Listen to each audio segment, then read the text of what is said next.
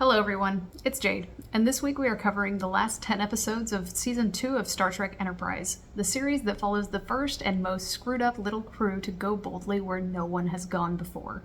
This week's episodes start with future tense and end with the Expanse, not to be confused with the excellent and, well, just excellent TV show by the same name that I highly recommend. Last week we covered double the usual number of episodes because there were a lot of duds in the set of episodes we covered last week. But fortunately this week we don't really have that problem. We've got 9 excellent episodes this week, and Bounty is in there too, so we have a lot to cover. We're going to start with Future Tense, which is an episode that achieves the extremely high distinction of being the first and only temporal Cold War episode that I actually liked. I suspect that this is because there are no time-traveling agents. Hell, there's not even time travel. This week at the end of the video, we're going to be going over the spreadsheet that I made of this season, where me and my friends ranked each episode and tried to find patterns in what kind of episodes we liked and didn't like. Not to spoil what comes at the end of this episode, but I had to make some serious changes to the spreadsheet to accommodate some of the changes between Season 1 and Season 2. One of the changes being the addition of what I called crew episodes. See, Season 1 seemed like it was really trying to prove that Enterprise as a concept could work. And part of that was writing out arcs that each character was going to undergo over the course of Season 1. However, by the time they got to Season 2, it started to look dangerously like Enterprise could make it to the 7 seasons that The Next Generation, DS9, and Voyager all made. So they needed to start slowing down the character development of everyone involved on the ship. If people's character development progressed too quickly, there wouldn't be any more story to tell. However, we don't want things to grind to a halt. So we have a bunch of these crew episodes in Season 2, one of which is Future Tense. In Future Tense, there are only a few conversations or interactions that happen that further anyone's character. But there are developments that, for one, further the plot, further our understanding of time travel, and also the scenes between crew members are compelling even if they don't seriously change anyone's dynamic. I also just tend to enjoy episodes with a bunch of little plots. In this episode, there are a bunch of things going on. What happens in the episode is the Enterprise finds this little ship floating through space, and it turns out to be a time traveler's vessel from very, very far in the future with a corpse inside. The dead pilot of the ship turns out to be, perhaps we should call him a mutt, a mix of many, many species, some of which are known by what will be the Federation and some of which aren't. We follow a couple of different little tiny plots throughout the episode.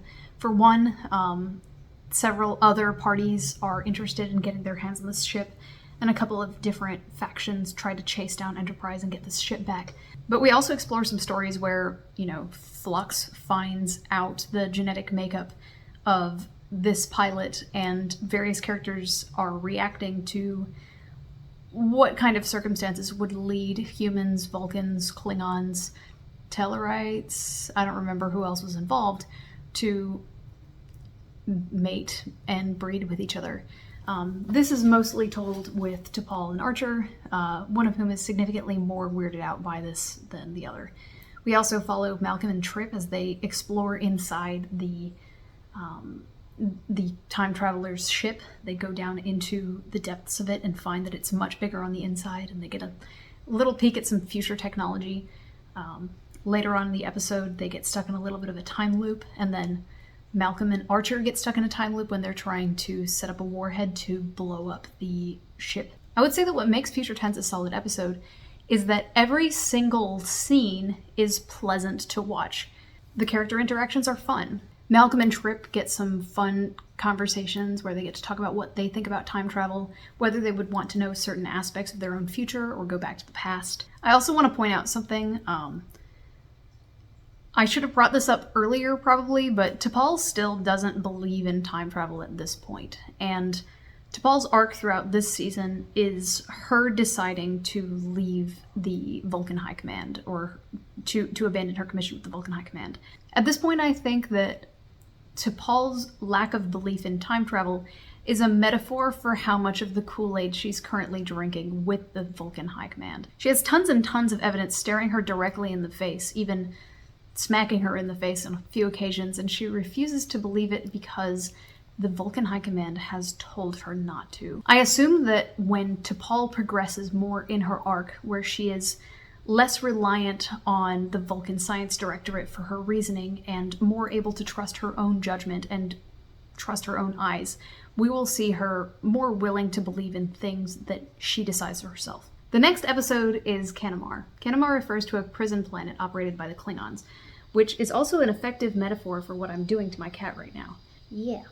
In this episode, Archer and Trip are captured and placed on a transport to be taken to the prison planet called Canamar. They're told they will be given a trial, but the trial usually doesn't actually mean anything. What's interesting about this episode, in my opinion, is that it shows that without the Federation, the world is very different, or the galaxy is very different for the crew of a Star Trek ship. They don't really have any allies. Well, they have the Vulcans, but the fact that they have allies with one other species doesn't really mean anything. Archer's claim of being a starship captain is not really backed up by any kind of larger authority. No one can Google him, no one can call his boss and verify that what he's saying is true, and even if they did, they wouldn't care. Archer cannot just tell anyone, "Don't you know who I am?" So the alternative is that they have to do their very best and then resort to lying, cheating, and manipulating. A couple of prisoners on the ship are able to arrange a bit of a mutiny and gain control of the ship. Archer poses as a pilot. Well, he is a pilot, but he poses as an extremely capable pilot, which he is. But Archer poses as a smuggler who offers to help these other criminals regain control of the ship, contacts the Enterprise, and is able to get everybody except for the lead mutineer off the ship. Personally, I didn't love this episode, but that was only due to personal preference. There's technically not very much wrong with this. I don't really like the aesthetic, although I do appreciate that this whole thing where Archer is learning to lie, cheat, manipulate, that kind of thing, is very important for his character development. In order for humanity to reach farther into the stars, the Enterprise has to be able to survive, and without the constant babysitting of the Vulcans, and without other Federation ships to back them up, this is what they have to do. My favorite part of the episode, unfortunately, was the part where Trip is sitting next to this extremely annoying other passenger who is just full of life and talking about every experience he's ever had, while Trip very openly seems like he would rather die than listen to another sentence. I found this hilarious because I think there are probably a significant number of people that Trip knows, probably lives and works with, who think of him as being that guy. Which is pretty funny. Moving on to The Crossing. I think this is a better episode in concept than it is in execution. I think this episode could have been really cool and really interesting if they had had a little bit more time to work on it, but it seemed like they were a little bit short on ideas. This episode manages to recycle a couple of ideas from some previous episodes and not progress anyone's plot line or character development, despite the fact that it involves almost everyone in the cast. I know that there were some problems that Enterprise faced because the Next Generation movies had to be written and produced at the same time, and I honestly wonder if this is one of the episodes that was impacted by this. Either that, or the writers were putting more focus into Judgment the next episode, which could be considered to be more important. Either way, it feels like this episode is a little bit three-quarters baked. There's nothing particularly wrong with it when you're watching it, other than the scene with Malcolm, which is horrible. But at the end of it, you are kind of left thinking that there wasn't much strong in the episode other than the opening couple of minutes. What it is that Enterprise is flying through space, and remember that scene in The Phantom Menace where Qui-Gon says there's always a bigger fish, and the big fish comes up, and that happens to the Enterprise. There's a giant ship that comes up and just consumes it. The ship is occupied by a very advanced race of incorporeal beings. They have long since given up their real bodies and no longer experience many sensations or emotions, so they become fascinated with the idea of occupying the bodies of the Enterprise crew. There are thousands of them. There are only 83 members of the crew, so the Wisps pretty much want to take over everyone's bodies permanently. They start displacing people from their bodies, starting with Trip and moving on down the line. And it becomes a bit of a challenge for the characters who aren't possessed to figure out who is possessed and figure out how to stop this. This has the potential to be really interesting. However, the details didn't really get ironed out. For example, you could have had the way in which people are identified as acting weird being something that is significant to the character. For example, in Singularity, T'Pol notices that Trip and Malcolm are acting strangely because she knows how they are supposed to behave, and it says something about their characters and the way she sees them that she's able to recognize that something is wrong. In this episode, The Crossing, everybody just acts so weird that whoever interacts with them is immediately able to recognize that they're possessed. This is just a little bit of missed opportunity. You could have had a character beat here and you didn't because you didn't put enough effort in or you didn't have enough time. The activities that the Wisps partake in aren't particularly interesting, but they are kind of annoying. Trip's Wisp really wants to eat all kinds of different food, which is an interesting indicator for what the episode is going to be about, but then we move on to Malcolm's Wisp. Malcolm's Wisp, who wants to have sex with women. He goes around trying to talk a couple of different crew members into having sex with him, eventually going into T'Pol's room and trying to talk her into taking off her clothes. Unfortunately, I was watching this episode on an airplane, which was horrible. Especially because out of all of the episodes I watched on the plane, this is the only one that had something objectionable in it. But that wasn't awful, I guess. Like, we've seen worse, and we will even see worse in this set of episodes. I really did appreciate the return of the catwalk, although it did feel a little bit like they remembered the catwalk from a couple of episodes ago. I would not at all be opposed to them using the catwalk as a permanent installation or a place people can retreat to if they need to escape some kind of psychic or radioactive effect. The episode is ultimately solved by the fact that T'Pol is able to effectively mind meld with one of the Wisps, find out what they want, and find a way to chase them all off. I pulled this particular detail out because a couple of episodes ago in Stigma, T'Pol was forced to say something about thinking that mind melding is bad or something. And it was sort of left up to interpretation whether mind melding should be objectionable. Now that Stigma is over, we are back to thinking that mind melding is a totally morally neutral activity that no one gives a shit whether you do. That's not to say that we've forgotten Stigma, just to say that only the Vulcan High Command is trying to control the populace in this way. Next up is Judgment. Judgment is an episode that feels incredibly weighty. It kind of reminds me of Fallen Hero, in that you have this atmosphere of importance that doesn't feel like it's up its own ass. It just feels like this episode has gravitas. In this episode, Archer is captured by the Klingons because he helped a bunch of refugees who were abandoned by the Klingon government after they were captured. He is then put on trial for overstepping the boundaries of the Klingon Empire. Over the course of the trial, he works with this not elderly, but like older Klingon defense lawyer who has pretty much given up on ever being able to make a difference in Klingon society. The young people have taken the judicial system on Kronos in a direction that he doesn't like, and he feels powerless to do anything about it. So he's pretty much given up on the judicial system and is pretty much going through the motions. However, over the course of the episode, he is able to convince the judge to spare Archer and send him to prison for life rather than execute him. And in the process, the defense attorney gets himself thrown in jail for a year. Well, thrown on a prison planet for a period of 1 year. At the end of the episode, Enterprise is able to arrange for Archer and the defense attorney to be broken out of the prison planet, but the defense attorney decides to stay because Archer inspired him to continue trying to do good within the legal system. This episode is very good. I think what brings it up a whole lot is the defense attorney's acting performance. He's an extremely likable character that you really feel for and you want the best for. He communicates his sorrow over the way Klingon society has progressed. He serves as one of the only positive faces for the Klingon Empire in Enterprise, because at this point in the timeline, Klingons just hate us. However, there are a couple of elements that I didn't particularly like. This is the beginning of a plot line that is going to continue through the rest of this season.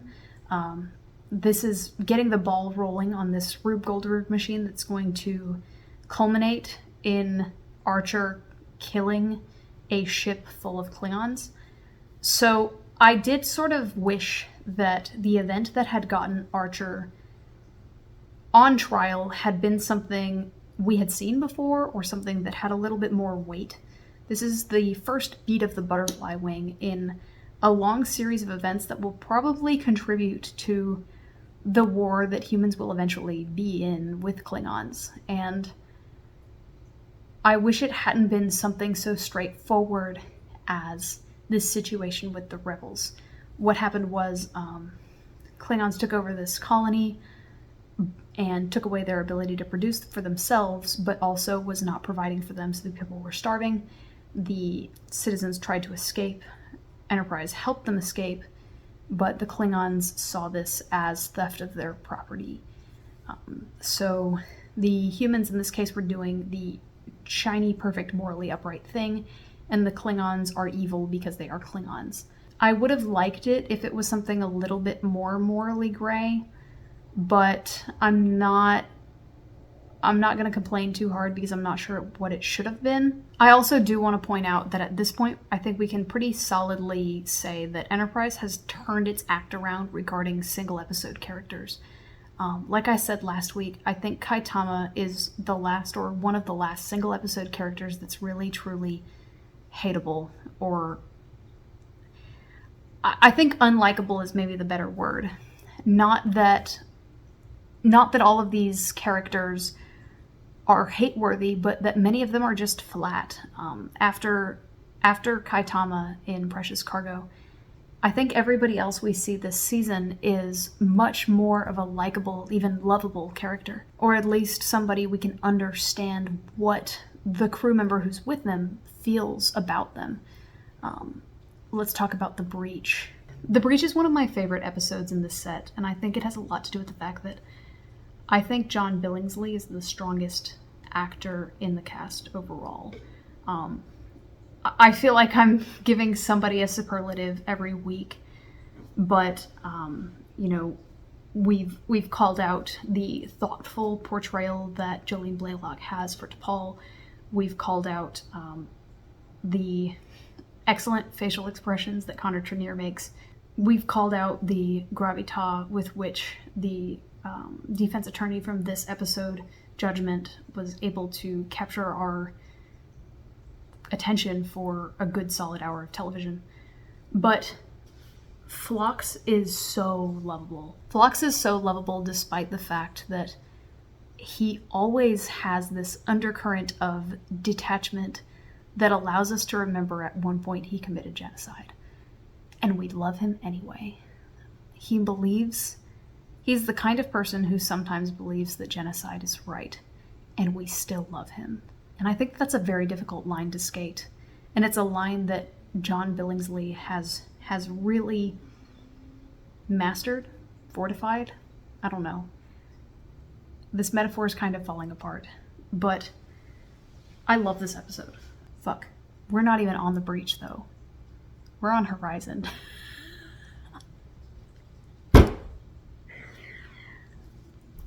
Let's talk about Horizon first. We'll get back to The Breach. There's nothing wrong with Horizon. But it feels like it should have been a season 1 episode.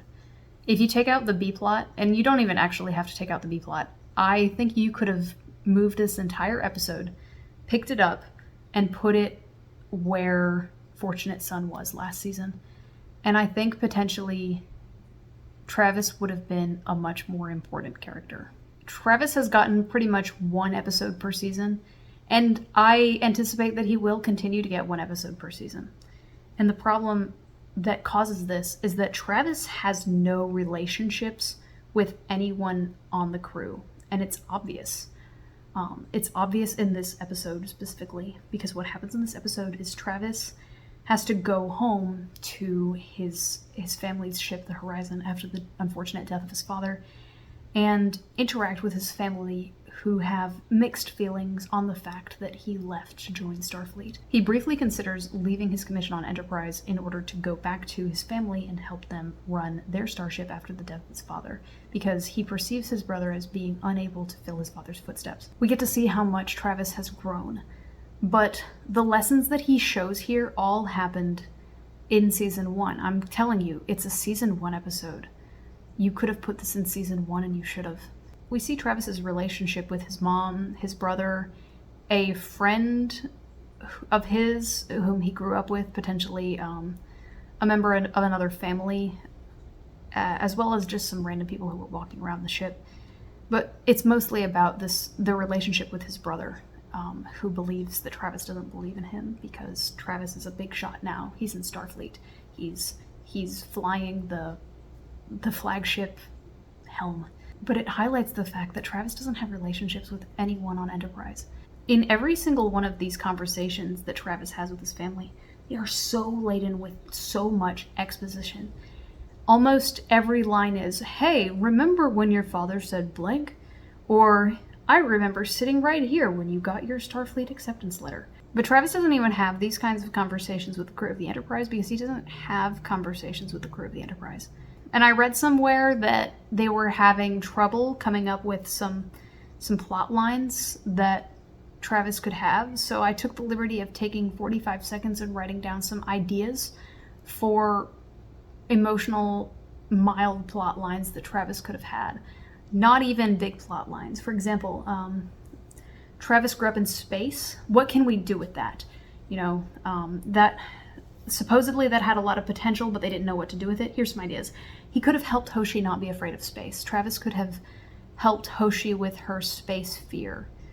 That would have been a really great way to fortify both of their characters, especially because she seemed so sad when she thought he died back in Dead Stop. He could have actually helped Archer understand boomers or understand a couple of different types of other alien species who are much more familiar with space. He could help relate to some of the more working class ships they've come across. You could have contrasted Travis's easygoing personality with the far more high-strung T'Pol or Malcolm. You could have compared Travis's patience with the patience of Phlox, someone who seems patient because he's a wise father type, and Travis is patient because he's spent his whole life on starships with not a whole lot to do, where he's had to make his own fun out of plotting the stars. None of these things happened, though, and I don't know why. Supposedly they regretted casting Anthony Montgomery, although I don't really see why. We haven't seen him do any incredible acting, but I don't think that's due to a lack of acting talent that we've seen. Well, it's not due to any poor performance that I've seen. I just haven't seen a great performance from him because he doesn't do anything. But he is in every episode, so it's possible that we will get a little bit more out of him. And then maybe, because the books are written by other people, maybe the books will develop Travis a little bit. I don't think so, but it is actually, it could happen. That's possible. Then we gotta talk about the B-plot real quick. In the B-plot of this episode, Trip tries to get T'Pol to watch Frankenstein, and she initially really resists the idea, but then eventually watches it and enjoys it. This sounds boring as all hell, but it's actually very funny. What's notable about this is because, remember when I said earlier that we had to slow down everybody's character development? I thought it was interesting that what they did with T'Pol this season is really rely on her for comedy. The writers really realized T'Pol's comedic potential this season, and I think that was a good thing, because otherwise we would have gotten more of the seventh, which was horrible. But also, I think the comedy that we get from T'Pol is genuinely very good. Like, all of the episodes where T'Pol is being funny are actually very funny. I would say that it maybe pushes it a little bit too far at the end when she quotes Dr. Frankenstein and says, "It's alive," at the end of the episode, but It was funny enough that I didn't mind. We will come back to this. Now we can actually talk about the breach though, LOL. In this episode, he has to treat a member of an alien species whom Denobulans at one point attempted to genocide. It's been 300 years since then, and the two species do not speak to each other or interact at all. The patient asks to die rather than be treated by Phlox because he knows that there is no other doctor available. Phlox initially agrees to allow this man to die in order to respect his wishes, but Archer orders Phlox to try to save him anyway. Phlox declines. He basically says that if he has to be court-martialed or whatever, he's not going to violate Denobulan medical ethics, which... In a couple more Phlox episodes, I want to go over Denobulan medical ethics overall. We've got some really interesting seeds so far, but I would like to get a more complete picture. However, I think we can safely say at this point that Denobulan medical ethics are what we are supposed to believe is aspirational for humanity. There are a couple of times that this has slipped, but Phlox believes in things like euthanasia, which, while controversial now and extremely controversial in 2001, it's something that I believe the Star Trek creators could have seen as this extremely progressive idea that pushed the envelope. But what really ties this episode together is this story about Metis, Phlox's son. We find out this season that Phlox has 5 children. The youngest one, Metis, has become radicalized into hatred of this other race. And it's astonishing to me how this particular plot line is somehow more resonant today than it was when this episode first aired. I think in today's landscape, basically everyone can relate to having a family member or at least a friend that you used to know that you can no longer speak to because of a difference in political opinion. A difference that runs so deep you cannot ethically remain close to someone, no matter how close you used to be. It's heartbreaking, and Phlox's delivery of this story to T'Pol in the mess hall about how he tried his best to imbue progressive values in his children didn't work. It hurts, but it could happen to anyone. No one can be everything to everyone. If you've ever seen Ted Lasso, it's a brilliant series that, of course, I highly recommend. I loved it a lot. It's about a soccer coach who does his best to improve the lives of everyone around him. And he does a damn good job, and it's basically a superpower. But he is human, and ultimately he isn't able to protect everyone while protecting himself. And the show is about him learning how to do the best he can and accept what he can't do. Phlox reminds me of Ted Lasso, I think. Not exactly, but Phlox wants to be a good parent. He is the ship's dad. You know, he's definitely older than everyone else. He might not be older than T'Pol, but he is more mature than she is. And he tries to spread love to everyone on the ship. But there isn't an amount of love that allows you to save everyone. However, it is able to save this one guy, whose name I guess I should have remembered, but the whole Phlox storyline just totally drowned out this other moron who got stuck on his operating table. Ultimately, he's able to convince this guy that they should bury their racial tensions and allow Phlox to save him. I want to point out, by the way, that there was no mention of Phlox's children in season 1.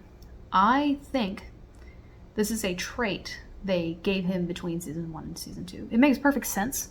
I'm not complaining. I'm not saying, I can't believe they didn't decide this trait about Phlox before season 1. No, that's not it. What I am saying is that it is possible.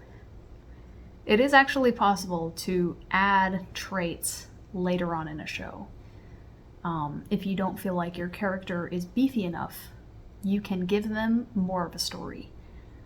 I am referring to Travis, by the way. I'm referring to Travis, but I'm also a little bit referring to Hoshi and Archer. I understand why they pulled back on Hoshi. For Hoshi, they had a lot of episodes for her that were just not very good, or she was used to keep poor episodes afloat. They tried to cut back on the poor episodes, and that ended up cutting some of Hoshi's screen time. With Travis, however, I guess they feel like there's not enough to him, but they could have given him more. But Phlox only got like 1.5 episodes last season. And if we were going to grow any character between season 1 and season 2, I'm glad they chose Phlox. In fact, if I had to choose between keeping Travis as a member of the main cast and cutting his screen time in favor of Phlox, I'm happy they chose Phlox, actually. I don't think that was a choice they had to make. But assuming they could only keep full screen time for one of them, well, assuming it was a decision to trade Travis for Phlox, I'm glad. Even if it was a trade for Travis and Hoshi in favor of Phlox. There's a B-plot in this one where Malcolm, Travis, and Trip go down to rescue a bunch of Denobulan scientists who are really annoying and kind of funny. There's not much to it. Travis breaks his leg, as per fucking usual. But I think they wanted to keep the complexity of the B-plot down so that people could focus on the A-plot. So while I think the B-plot was lacking a little bit, I didn't think it was awful. Alright, now it's time to talk Cogenitor. So Cogenitor is one of the Enterprise greats. One of the episodes that, if you find a reduced list of episodes to watch online, Cogenitor will probably be on it. 50-50. Some people consider this episode to be brilliant. Other people consider this to be one of the worst episodes in Enterprise. That's... By the way, that's pretty much true for every single episode of Enterprise. Just letting you know. Which one do I think? I think it's both. I think this is a brilliant episode that is also potentially one of this series' most fucking infuriating. It is brilliant, though. No complaints. Well, okay, I have complaints. We're gonna get to them. So what is the plot of this episode? So in Cogenitor, Enterprise comes across this other ship full of slightly more advanced aliens than the Vulcans, who have the technology to dive into suns and take all kinds of interesting scientific measurements. The two crews mingle, start to eat meals together, become friends. In the C plot, Malcolm gets randomly laid by one of these aliens. I wish this had happened in a different episode so that we could get a little bit more out of it than some random girl becomes fixated on Malcolm and just jumps him. But I think they probably didn't know what the hell they were doing with Malcolm romantically, so I don't think we were going to get anything better than that. 3 down, 4 to go. In the B plot, Archer befriends the captain of this other ship. They become like instant best friends. And they use their friendship powers to go down into the sun and hang out for a couple of days taking measurements of stuff and talking about how great the partnership between their two peoples are going to be. And in the A plot, Trip befriends one of the ship's breeding slaves. And yes, I said breeding slaves. So a cogenitor is part of this species' third gender. 48.5% of their species is male, 48.5% of their species is female, and 3% are cogenitors. There are many couples in this species, but each of them needs a cogenitor, a third parent, in order to make a baby. So the cogenitor population is used as breeding stock, pretty much. They are not given names. They are fed 1 meal per day. They are not taught to read. They are kept intellectually stunted. And then they are used basically to allow other couples to have babies. Trip comes across one of these cogenitors and suspects that it may be being mistreated. Specifically, he suspects that it has higher intelligence than they claim that it does. The co-janitor has been assigned to the chief engineer on this other ship and his wife, and they are trying to make a baby together. This couple has been waiting to be assigned a co-janitor for what seems like a very long time.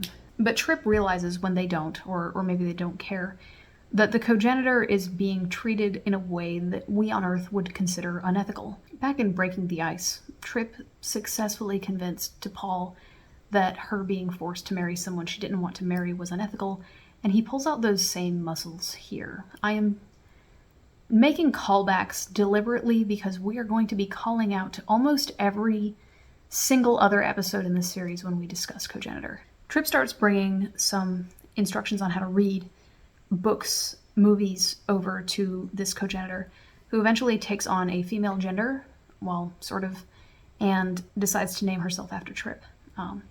She starts to call herself Trip. He says, no, my real name is Charles. I want to call back to Shuttlepod 1. Trip tells us in Shuttlepod 1 that he wants to have a child one day, Charles IV. This is that kid. One of Trip's most consistent character traits is that he wants to be a parent. It's mentioned a couple of times. He cares a lot about the baby that he is carrying in Unexpected. He mentions it a couple of times throughout the series, but he's never actually been a parent, right? He seems to get this idea from the fact that he has a much younger sister who dies later on in this season and devastates him. So he has this big brother instinct that he intends to eventually turn into a paternal instinct by having his own children, but for now that doesn't really matter. He sees the co-janitor as being someone he needs to take care of in a sibling sense, but he also gives her his name. Charles IV is this person.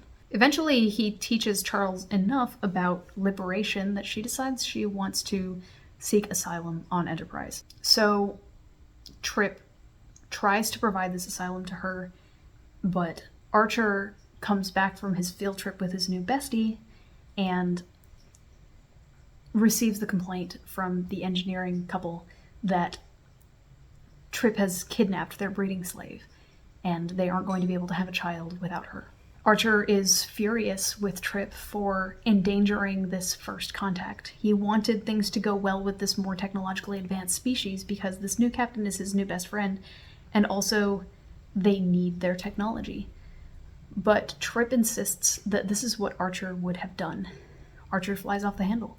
He says, this is not what I would have done. He rejects Charles's plea for asylum. Charles goes back with the couple, and then at the end of the episode, Enterprise gets a phone call telling them that Charles killed herself.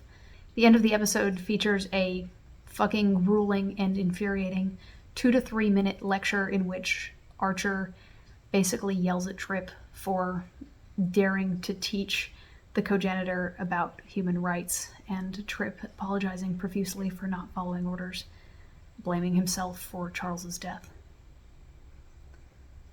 So I went back and I made a list of Enterprise episodes in which this is exactly what Archer did or would have done. In Broken Bow, the very first episode of the entire series, Archer decides to transport a Klingon, a species famous for wanting to die if they are injured in battle, back to his home planet, regardless of his wishes for his own afterlife, in order to save his life against his will.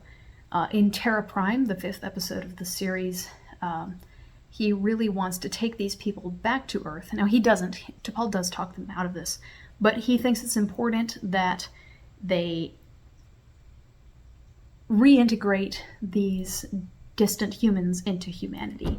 In the Andorian incident, Archer sticks his nose where it technically, diplomatically doesn't belong by giving Vulcan data to the Andorians because of a snap decision in which he thought that the Andorians were the victims. In Fortunate Son, he imposes Starfleet's will on the freighters. The freighters repeatedly express a desire to be left alone, but Archer tells them, look, this is the new normal. Now, Starfleet is going to be a part of your life, whether you like it or not. In Dear Doctor, the species that was dying of mystery disease wanted to be saved, but Archer saw the Menk as victims, and so he decided to prioritize their safety despite the wishes of the superior species. So he decided to allow them to die in order to prioritize the sort of slave race, like the cogenitor in this case. In Sleeping Dogs, we see the same thing where the Klingons would have wanted to die, but he insists on saving them anyway. In Rogue Planet, there's the people who are hunting the Wraiths. He sees the Wraiths as the victims and protects them at the expense of the hunters. In Fusion, he tries to get T'Pol to be more like the cool Vulcans, even though she basically tries to explain to him that not being cool is part of her religion. In Oasis, he butts his nose into this ship that turns out to be just the engineer and his daughter, but he didn't leave those people alone. He was nosy to their situation despite the fact that he didn't need to be, and then ultimately talks them into completely changing their way of life and returning to their home planet. In Detained, he sees the Suliban as the victims of the Antarans and ends up... Not Antarans. What the hell is the name of that species? Anyway, he sees the Suliban as the victims here, breaks them out of prison, and frees them so that they can return to... They can't return to their home planet, but he's not even sure what's going to happen to them. He just thinks it's important that they are not kept in camps. In Fallen Hero, he participates in disrupting an alien legal system by assisting Malar in escaping from justice on their planet. In The Communicator, he participates in making their war worse instead of just telling them the truth because he's trying to protect himself. In The Catwalk, he harbors fugitives because he perceives them as being the victim. And in his eyes, usually if somebody is the victim, he needs to protect them. In Stigma, he harbors a disgusting Pinar syndrome carrier as his first officer, even though in her own culture she would be considered repulsive. In Future Tense, he insists on involving himself in the Temporal Cold War, even though it's technically not his business. In Canamar, he frees a bunch of prisoners who would have otherwise been sentenced to life in prison. In Judgment, he violated Klingon culture by protecting their refugees because he saw them as victims, even though it was interfering with another culture. In Horizon, he forces T'Pol to watch a movie, even though it's against her religion to be cool. And in The Breach, he forces Phlox to violate Denobulan medical ethics by violating his patients' wishes due to his culture. So let's count the number of episodes in which this is what Archer would have done. 1, 2, 3, 4, 5, 6, 7, 8, 9, 10, 11, 12, 13, 14, 15, 16, 17, 18, 19. In 19 episodes of the Enterprise, this is exactly what Archer would have done. And we are on... Okay, so there's 26 in each season. So the last one will be 52, 52, 51, 50, 49. We're on episode 48, and 19 of them. This is exactly what Archer would have done. This is a post-warp civilization, so the Prime Directive doesn't really work in the exact same way. This episode is basically saying we shouldn't allow our cultures to contaminate each other at all. So it's not actually a question of ethics, it's a question of what's better for humanity. This episode poses two questions. The first question is the surface level question, which I do think this episode does well if you erase Archer from your mind. If you replace Archer in this episode with Static, this episode is about the question of, if you let somebody know what they don't have, are you responsible for the pain they will feel when they cannot have it? Which is fascinating. But Archer is in this episode. So what this episode is actually about is, should we prioritize being friends with a race that keeps breeding slaves? Archer decided to let Charles die when he decided to not grant her asylum. And his dismissal of responsibility in that, particularly his treatment of Trip after the fact, makes me hate him all over again. This is like Fusion, except In this case, somebody died, and then he yelled at Trip for his own decisions. Fuck you, Archer, you self-righteous piece of shit. You treat your senior officers like garbage when the alternative is that it could maybe make you look bad. You never take responsibility for anything. It must be nice to always be in the right. It's either that the writing is bad and inconsistent, or it is actually consistent and Archer is capable of Olympic-level mental gymnastics that make him an asshole. So I want to bring up one last factor here. This series takes a bit of a pro-life stance. And I think Star Trek does overall. Not that it shouldn't be people's choice, but that, like, okay, for example, in The Child, which is an episode of TNG where Troy gets impregnated by this alien ball of light that then becomes a human baby who wanted to experience being Troy's child. Spoilers for season 2, episode 1 of TNG, I think. In that episode, Troy decides she wants to keep this baby, even though everyone asks her, why do you want to keep this baby? You could just abort it. Some people complain that this is a very pro-life thing. You know, Troy didn't ask to have this child. But I think it's made clear that Troy chose to keep the child. And if she had decided to abort it, there wouldn't have been an episode. Maybe there are off-screen things that happen where characters get abortions. But the episodes aren't about that. If you decide not to have the child, we can't have an episode about the child. In Unexpected, Trip decides to keep his baby. It's never really brought up that there was a possibility that he could have aborted it, but I didn't think it was really necessary because he came out of the gate saying he wanted to keep it, or he wanted to allow it to live. He just didn't want to carry it. And in this episode, Archer blames Trip for the death of 2 people. One was the co-janitor herself, but 2, he quote-unquote prevented that couple from having a baby. There is a life that will no longer come into the world because of the choices that Trip made. But I think the episode answers this in its own way. See, Trip, as we've said, Trip wants to be a parent. He befriends kids. He's a big brother. He gives Charles the name he wanted to give to his own son. But what he specifically tells the co-janitor that convinces her that she's being treated unfairly is that she has no rights to parenthood. She wanted to be able to participate in the life of the children she helped create, and she was unable to. Charles took away the engineer's right to parenthood because they had already taken away hers. Overall, I think this episode is brilliant, but it's brought down by the fact that Archer continues to be the way that he is. Archer is a shit boss and a shit friend. And there are episodes where he isn't. But when it only happens 3 or 4 times a season, overall that still makes you a shit boss and a shit friend. And in this case, he prioritized the friendship of this other starship captain who represented this shiny new species humans could connect with, over his morals, over Trip's well-being, over his friendship with Trip, over his treatment of his crew. Fuck you, Archer, you self-righteous piece of shit. Let's move on to Regeneration. Regeneration is an incredible episode. I think some people probably bitched about it because it introduces the Borg way before humanity is supposed to learn about the Borg, but I don't give a shit. It's an incredible episode.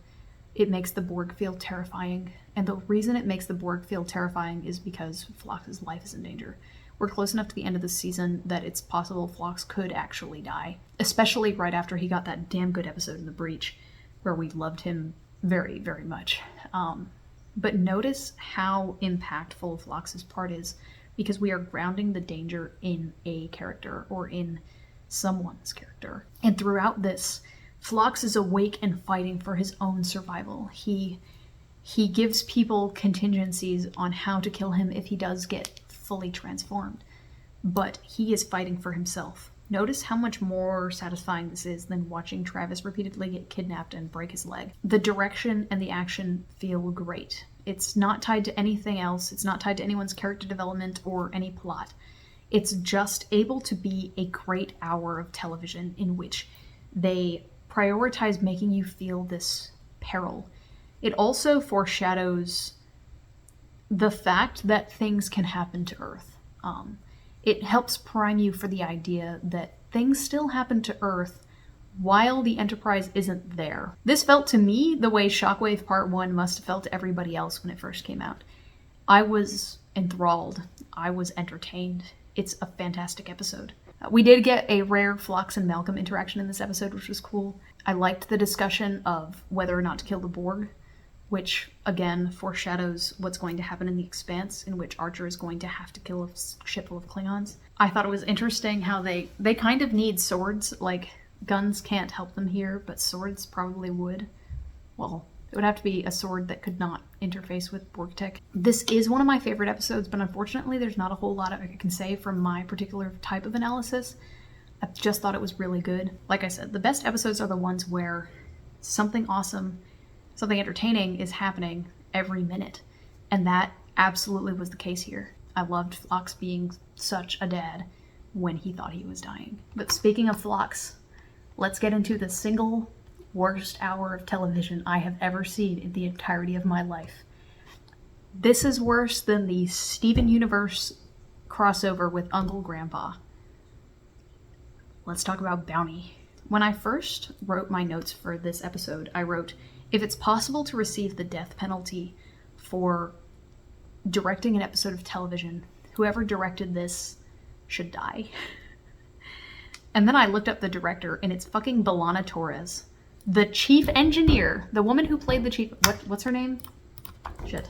Roxann Dawson. Roxann Dawson, who played B'Elanna Torres, the chief engineer on Voyager, a very not overly sexualized, competent, fantastic character.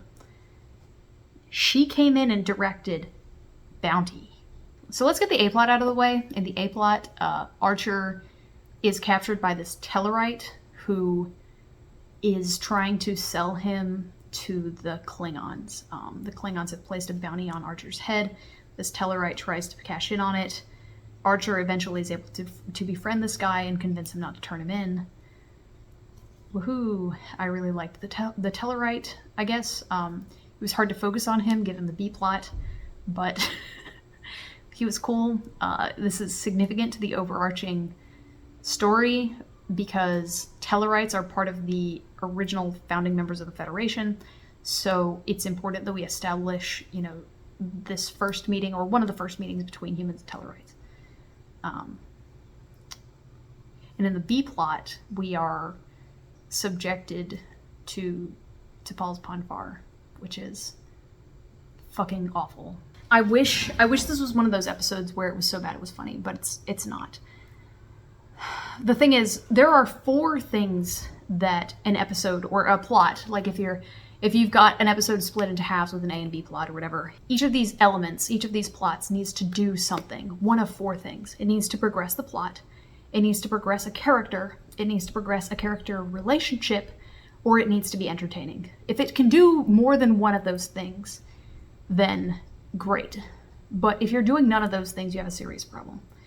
And the thing is that T'Pol's Ponfar doesn't do any of these things.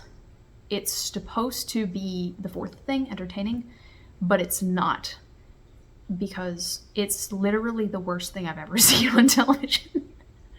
I'm laughing now, but oh my god, I fucking hate this episode. It's so degrading. It feels hostile to women.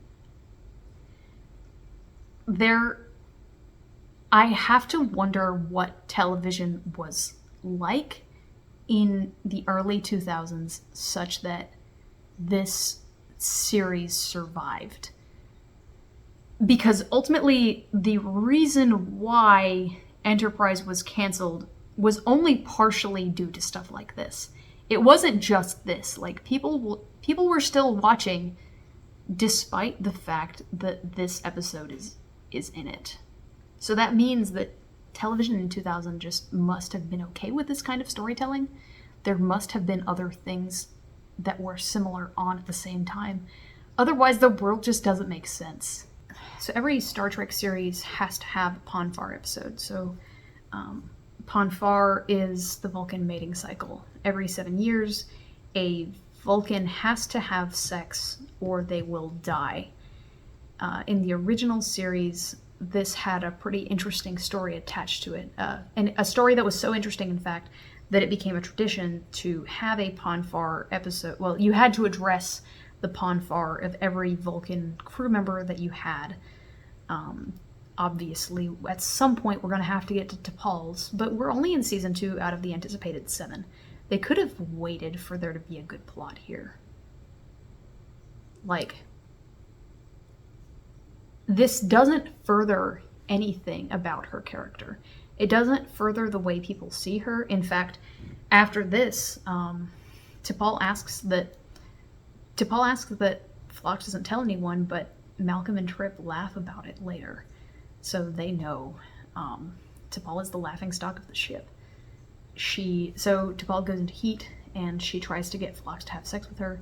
He locks both of them into decon and tries to come up with a mix of chemicals that will postpone her Pon farr because it's been activated by this spore that they encountered. So he's thinking that if he can counteract the spore, it should prevent her Pon farr from completing and killing her. And then she'll just have to deal with it on her normal schedule. I guess this is the Vulcan period, but everybody gets it. And instead of just feeling like you're gonna die, you actually die. I wrote, it can't be related to the plot because it just can't. Like, how are you supposed to make this related to the plot? It can't be related to T'Pol's character because it's fundamentally about T'Pol losing control. So she's not acting like herself, she doesn't have her own agency, so it can't be related to T'Pol's character. It can't really be about her relationship with someone else because she doesn't have a love interest, and it sure as hell wasn't entertaining. However, I do think they could have made this about her relationship with someone else. I was thinking about this episode for a while, and I was like, man, could I have done this better? I mean, I could have done it better right off the top by just removing it. But if you have to make a Pon farr episode, how would you do it? And I think I came up with a damn good idea. So I don't normally do this, but I'm going to subject you guys to my Enterprise fanfic. Here we go. So here's my proposal for a rewrite of Bounty. So in the original episode, Phlox and T'Pol have gone down to a planet, and they come back up, and they have encountered the spore because they got separated from the group and got close to the spore. In my version of the episode, it's Phlox, Hoshi, and T'Pol, not just Phlox and T'Pol. And you turn it into a comedy. The thing is, Jolene Blalock is fucking hilarious. Every time they try to rely on T'Pol for comedy, she knocks it out of the park. It's probably the biggest strength she brings to the cast through acting is her comedy. In this episode, at one point, Phlox is trying to keep T'Pol away from all the other men on the ship she could try to fuck, and Trip happens to come down and bring them some dinner, and T'Pol aggressively eats tabbouleh at him in a way that she clearly thinks is sexy but is hilariously unsexy. She looks like a gremlin, and Phlox has to shove her back into the decon chamber so that Trip can't see her or figure out what's going on. And it's very, very funny. Like, easily the best part of the episode. In my version of Bounty, that is the whole episode. Allow T'Pol to be a gremlin. Allow her to go full Smeagol and behave the way she behaves in some shining moments in this episode. Phlox has to be in medical, developing this cure for the fungus, and Hoshi has to try to prevent T'Pol from embarrassing herself. T'Pol tries to get out of medical bay. She still has her usual super strength, but Hoshi has to try to take care of her. You could further the relationship between T'Pol and Hoshi, which was abandoned after season 1. I thought that the idea that T'Pol would try to mentor Hoshi was very compelling and had a whole lot of potential, and it was abandoned for, as far as I can tell, no fucking reason. This could have been a very poignant episode that was also hilarious, in which Hoshi has to protect her mentor from embarrassing herself. by escaping Decon when she's under the effects of this fungus that is making her have her Bonfar. Instead, it is a terrible, horrible, no good, very bad episode that I fucking hated. Have I mentioned I didn't like this episode? It fundamentally, like I said, it felt disrespectful to women. T'Pol loses control. How much money were they paying her? Why didn't... I said in season 1, why doesn't T'Pol just leave the ship? At this point, I'm kind of wondering why Jolene Blalock didn't leave the show. Was she starving? I know the answer is that in real life, she was the only person in the cast who had ever seen Star Trek. I'm shocked that this didn't make her hate Star Trek. This was fucking degrading. At the end of the episode, it's kind of revealed. I think the implication is that she's a virgin, which makes this even worse. Because they're trying to make it sexy. Like, they always try to make her look like this doll, right? She's sometimes this delicate piece on the chessboard that's being moved around by players that are bigger than her. And sometimes she's like a sex doll. And in this episode, she's supposed to be desirable. And that's why here they reveal, I think, that she's a virgin. You're supposed to think that she's unsoiled or whatever, but she's also sexy. It's the sexy baby archetype. It's so bad. If I had seen this show as an adult, I would have stopped. I love this show now because I loved it as a child. Nostalgia is keeping me going. I've read a little bit of the plots of the books that we're going to be reading coming up, and it sounds fucking awesome. I'm really excited to get there. But if I was watching this for the first time, we would never make it. I keep accidentally swapping the order of First Flight and Bounty in all my spreadsheets and stuff. I did it again here. First Flight is a really cool episode in which there's a flashback to when Archer was a commander in the running to be a pilot for the first Warp 2 engine. We explore sort of Archer's relationship with his respect for his dad. Not like his relationship with his dad, but like his relationship with his own feelings for his dad. He starts to doubt whether his father's engine was really, truly as good as he always thought that it was.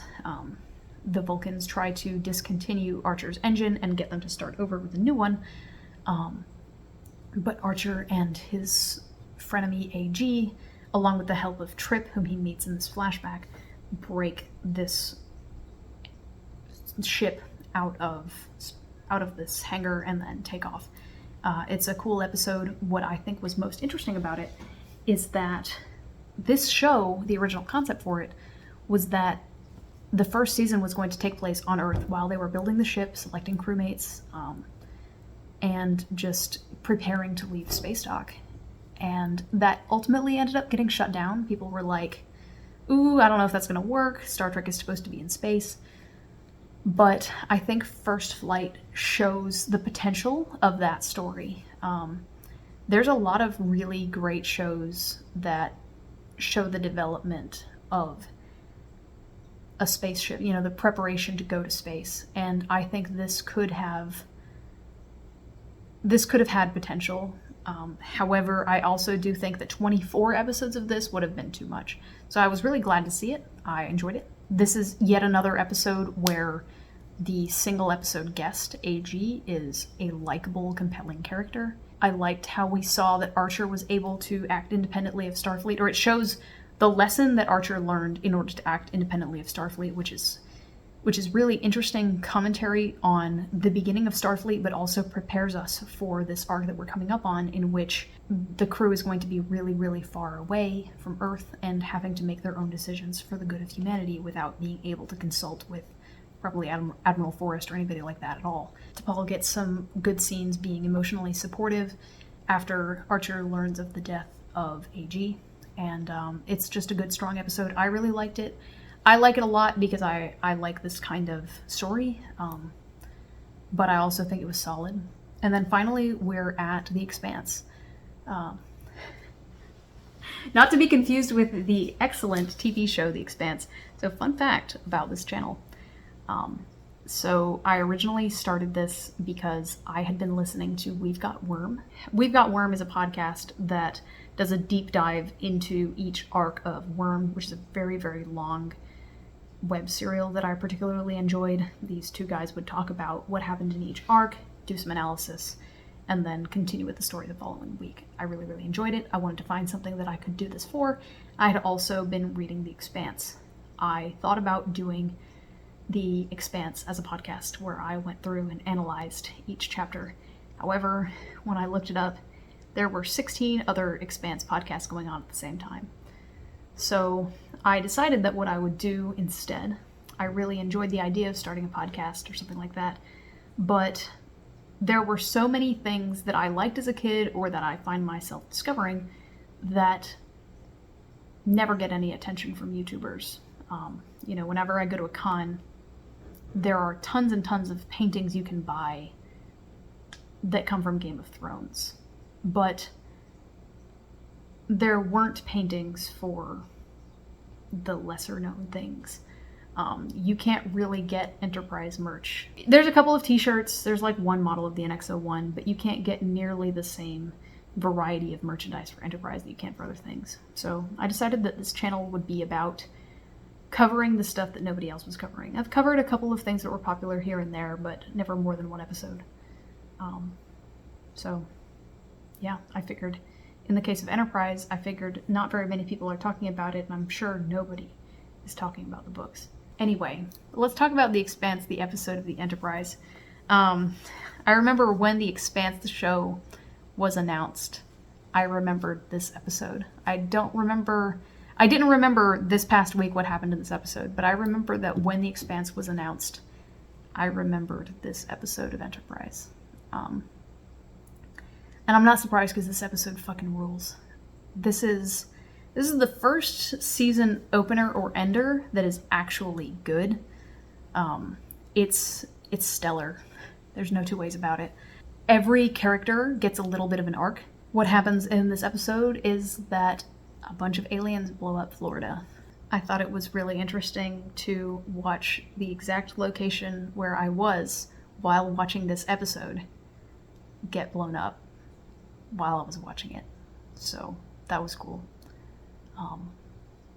Representation. But Enterprise is recalled to Earth, and they are basically given the mission that they have to figure out who killed the Floridians, and we're not really sure what next because we have no idea who did this. It turns out that it's a race called the Xindi, who were informed by somebody from the future that in the future humans would destroy their planet. Archer is informed by Future Guy, Silik's boss, that he can go to a certain location in order to get more information. This location is inside the Delphic Expanse.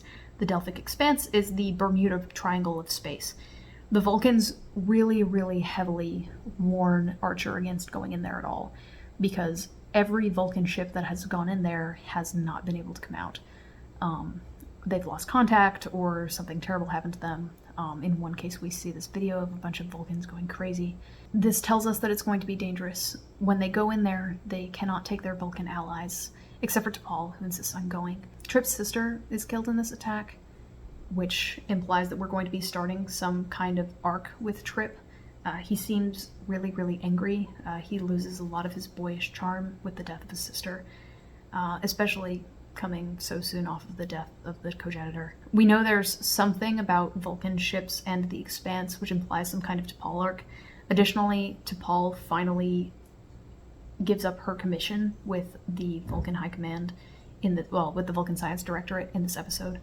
Archer even tries to talk her out of it. I really appreciated the bit of acting or the bit of compassion that we see from Archer, where he says, "Don't do that. You've worked so hard." Because this is T'Pol giving up her future in order to go on what she perceives as a suicide mission because she thinks that her humans need her. I still love T'Pol. Phlox is actually the one who talks her into staying. If there was a relationship this season that I valued the most, or that I would rate the highest, it would absolutely be Archer and T'Pol, even in light of Bounty. The friendship that they have is so sweet and so interesting because in T'Pol's eyes, Phlox is the only alien and the only other person on the ship who is her age, or approximately her age. But in Phlox's eyes, T'Pol is the same maturity level as his children. She sees him as an equal, but he sees her as someone he needs to watch out for. And it's very sweet. I love their interactions. The military is joining the crew, which implies we're going to have some kind of Malcolm arc. At the end of the episode, Archer kills a ship full of Klingons in, like, this shocking moment. We've talked about how all this season they've been avoiding killing and talking about how horrible killing is. So all of that was probably to build up to this moment where he gives the order to blow up the Klingon ship. There are a lot of new species no one human or Vulcan has ever interacted with, which implies we could be getting a Hoshi arc. But there are still possibilities left open for Phlox and Travis. All of this, of course, being in service to the next season of the show, which had changed significantly because television at this point had changed significantly. Post 9/11, audiences didn't want dumb fun. Things were darker, the world was darker, and this pivot between seasons 2 and 3 was supposed to accommodate for that. So real quick, I want to go over the spreadsheet that I came up with for this season. So here's this season's spreadsheet. I made a couple of changes. For one, I added in a third character column. We got a bunch of episodes. For example, Bounty. I hate talking about Bounty, but here it is. Bounty is about T'Pol and Phlox in the B plot, but it's about Archer and somebody else in the A plot. So I didn't want to leave out any of them because this episode is important for all of them. We brought in Shran and Samal as characters to be counted. However, you can tell just by looking at this that a whole lot fewer characters are credited in this spreadsheet. And that's because I still believe that less character development happened this season. We've got this crew designation here, so if no one specifically grows, but it is about the whole crew, we've got the crew designation. So that's Dead Stop, the Catwalk, Future Tense, the Crossing, and Regeneration. None of these episodes are bad. I mean, the Crossing is a little bit bad, but I don't think it's a negative thing at all to say that an episode progresses no one. However, I think it's kind of negative for the overall season if you've got a bunch of these, because that means that character arcs are slowing down, because we have to artificially slow down the story. I don't love that. However, because of the changes that are coming in season 3, I am not super worried that we're going to get too much of this. I added some new tags, crew, and crew stranger. So if someone is interacting with a stranger, or if it's about the relationship between a crew member and a stranger, that would be that. Or crew if it's about the relationship between two crew members. We had the Temporal Cold War, Vulcans and Andorians, and wider Star Trek tags here. Wider Star Trek being something that we see for one episode, but I don't think it comes back, or I don't remember it ever coming back in Enterprise. I realized later that Minefield is technically a wider Star Trek episode because it introduces the Romulans. However, this episode is just so damn good that I didn't realize it was actually about the plot. Then we have this tag, Space Bandits. I don't know where the hell it was. It's down in Kanamar. Oop. Yeah, Space Bandits should go here. That's just like this tone of Firefly-ness. Whoops, sorry, we were in the wrong spreadsheet. Space Bandits kind of refers to the Firefly-toned episodes where the crew is having to be a little bit more swashbuckling in order to survive. Specifically, if there's a lot of brown in the episode, I would count that as a Space Bandit episode. Yeah. So let's take a peek at how we scored each of these. So here's what I would call the critic scores. So that's my friends and I, my friends who have a very similar taste to me, ranking these in order of how much we subjectively liked them. When necessary, we did tie break with some objective things like, did more happen in this episode that was good? Was there a solid A plot and a solid B plot, or just a solid A plot and stuff like that? But for the most part, we were just going based on how much we subjectively liked it. We ranked Singularity number 1. I explained why I loved that episode previously. Then The Expanse, the season finale, it rocked. Then Minefield, we really liked. Dawn, we also really liked. Regeneration. The Catwalk. Cogenitor was sort of the inflection point where we started to like the episodes a little bit less, but we still liked them. First Flight. Judgment. Then Carbon Creek. The Breach. The Breach started to be a little bit weaker. We really, really liked the A plot in The Breach, but the B plot didn't really add anything to the episode. Then we had Future Tense, solid all around, but a little bit unmemorable. Ceasefire. Ceasefire has some really great interactions with Shran and Saval. Stigma. Stigma would have been higher on this list if it wasn't for the B plot, which I hated. Well, which all of us hated, but I hated it the most. Horizon. Good solid episode, but slow as molasses, and it has a ton of exposition. Vanishing Point. Nothing particularly wrong with it, it's just a little bit weak. Dead Stop, more of the same. Canamar, we started to kind of start to dislike episodes here. I didn't think there was anything particularly wrong with Canamar. I just don't like this kind of episode. I don't really like Space Bandits. I don't like episodes where everything is brown, as much as I like Firefly. This kind of tone is not what I'm here for. Marauders, this is where the story starts to get a little stupid. Crossing is even stupider. Shockwave Part 2, we all hated. The Communicator, pointless, dumb, not very well thought out. A Night in Sickbay, obviously everyone hates this one, but not as much as everybody hates Precious Cargo, which features the most annoying love interest Trip has had so far. I wanted to rank Bounty last, but unfortunately the A plot is pretty good, so we ranked the 7th last. So what do we notice here? What's interesting is that the plot episodes are actually pretty close to the top. Shockwave Part 2 is the only bad plot episode. Previously, we put all of the plot episodes in the middle, but now they are closer to the top, which I think indicates an overall improvement in the storytelling. This tells me that the story is getting closer to the episodes that are actually enjoyable and to the episodes that further the characters. There are only a handful of episodes that don't further any characters in the top. Well, that would just be The Catwalk. Future Tense is a crew episode, but it does have some good character exploration in it, even though no one is particularly furthered. Some of the crew episodes, like Dead Stop and The Crossing, are closer to the bottom. But yeah, that's what we noticed this time. And so when we look at the IMDb score, we're looking at the popular score. This is what regular people thought of the episode. Their favorite was Regeneration, tied with Carbon Creek. Both solid episodes for sure, no complaints here. The Expanse, then Shockwave Part 2. I hated this episode. I've explained why ad nauseum, but I also want to point out that we still have this thing where people love plot episodes because they have plot in them, and because they feel important. Then we have Future Tense. I really enjoyed Future Tense. I have no complaints about it being so close to the top, but Dead Stop? I didn't think it deserved to be so close to the top, but I did think it was good. Ceasefire, another plot episode, really close to the top. Cogenitor, controversial, but close to the top, just like Dear Doctor before it. Judgment, First Flight. Singularity, Minefield, The Catwalk, Stigma, Dawn. The Breach, Vanishing Point, Crossing, Communicator, Bounty, Canamar, The Seventh Marauders, Night in Sickbay, Horizon, and Precious Cargo. So what's interesting to me is that although the order of these is different than ours, there aren't too many episodes that really shocked me here.